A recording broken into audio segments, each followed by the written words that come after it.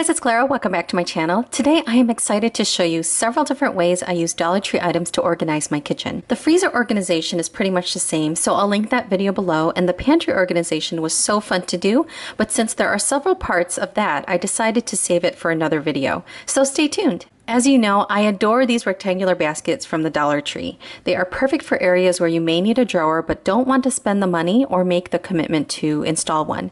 Here is where I keep some of my bulk spices and mixes for sauce, taco seasoning packets, that sort of thing.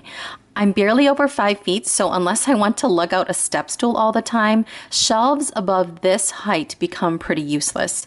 The Dollar Tree baskets allow me to store items that I could not ordinarily reach, so when I need something, I just pull the entire basket out. They slide in and out so nicely. On the side, I have these white wire baskets, great for holding spices I don't use a whole lot, and this shorter depth fit this cabinet perfectly. They also have longer ones if your cabinet is deeper than mine. In the very early days of my channel, I had shown in our condo how I like to use these hooks from the Dollar Tree to organize my measuring cups and spoons. I was able to transfer the same system to the new house and hung it with command hooks. Always keep an eye out at the Dollar Tree because last year they sold the actual command hooks. Yes, I do mean the name brand by 3M. They were only around for a few weeks, but if they come back, snatch them up because command hooks for $1 is a great deal. I added some brown felt to the door so that the cups and the spoons weren't so noisy. Above them, I put my kitchen conversion chart. In my previous kitchen, I had this in a frame hung underneath the cabinets, but since the new house has a backsplash, I decided to put it in one of the Dollar Tree's sheet protectors and hang it on the door. I used DT Velcro so that if I had the need to change something, it would be easy to take it down and put it back up again. We also have a chart telling us what temperature certain meats are cooked.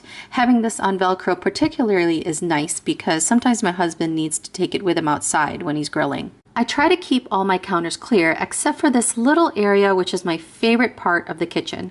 I adore the DT's glass jars, and it just so happened to fit in these old crates that I used to use to store CDs. Using DT labels and their white chalk markers, I chose to specifically display items we use a lot, like cashews, green tea, almonds, and items I tend to forget but can be added to nearly all dishes, such as ground chia and ground flaxseed. One idea that you, my viewers, liked from that original organizing video was the tea file. I kept it in the new house and also added some single-serve coffee drinks. From the Dollar Tree, of course. On top, I have a little milk glass container that I bought from the Salvation Army for 50 cents. It holds sugar packets that I can easily set out for guests. For loose leaf tea, I use these containers. Not a Dollar Tree item, but just a few dollars at Bed Bath & Beyond.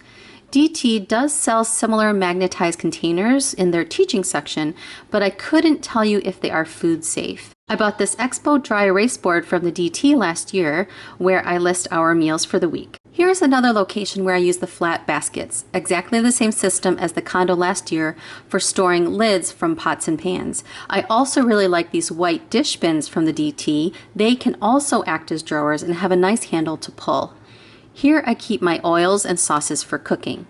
Because those items can be potentially very messy, I line the surface underneath with contact paper from the DT in the light wood pattern. It's so easy to use and clean. The white dish bins also work well as drawers where the colored flat baskets won't fit.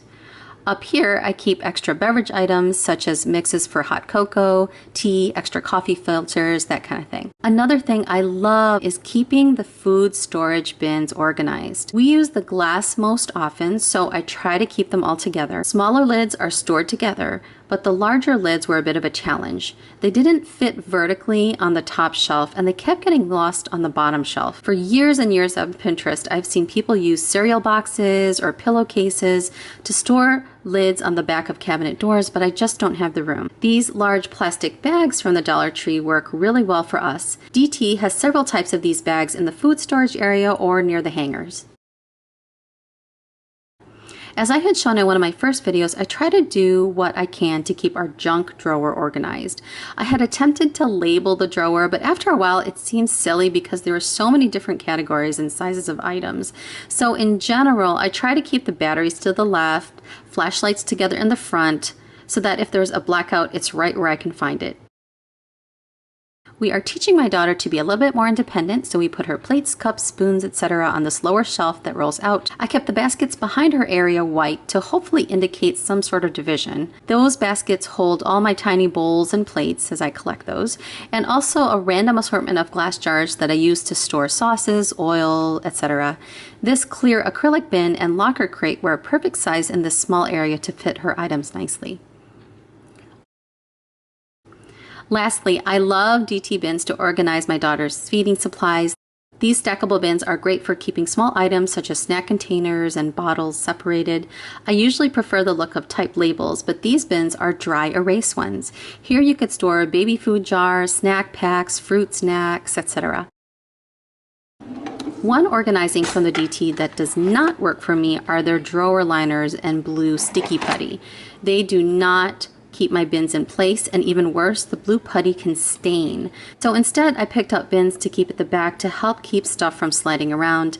The nice thing about DT is that they seem to have bin sizes for every kind of situation. And just a sidebar, if you have toddlers at home and you're trying to teach them how to help do chores around the house, I put my daughter in charge of putting away silverware, but part of that is making sure she doesn't have any access to these really sharp knives. She's okay with the butter knives, but not these yet.